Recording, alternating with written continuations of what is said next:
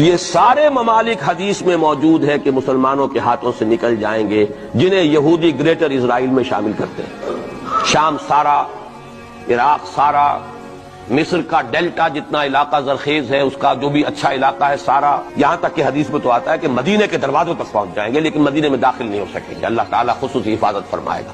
تو یہ بڑی تلخ بھٹی آنے والی ہے۔ یہ کیوں ہے سزا؟ سزا اس لیے ہے کہ ہم نے اسلام سے بے وفائی کی، سیدھی بات ہے۔ اللہ کو تو نہ ہم سے کوئی دشمنی ہے نہ ہمارے دشمنوں سے کوئی اس کی دوستی ہے، معاذ اللہ ثم معاذ اللہ۔ وہ وقت بھی آنے والا ہے کہ حضور کی ایک حدیث کے مطابق ایک شخص کے 1000 بیٹے ہوں گے تو 999 ختم ہو جائیں گے ایک بچے کے۔ یہ وقت بھی آنے والا ہے کہ حضور فرماتے ہیں اتنی بڑی جنگ ہوگی، اتنی خریزی ہوگی کہ پوری زمین اٹ جائے گی لاشوں سے، تو ایک پرندہ اڑتا چلا جائے گا، اسے کہیں زمین پر اترنے کی جگہ نہیں ملے گی، لاشیں ہی لاشیں ہوں گی، یہاں تک کہ وہ تھک ہار کر اس کی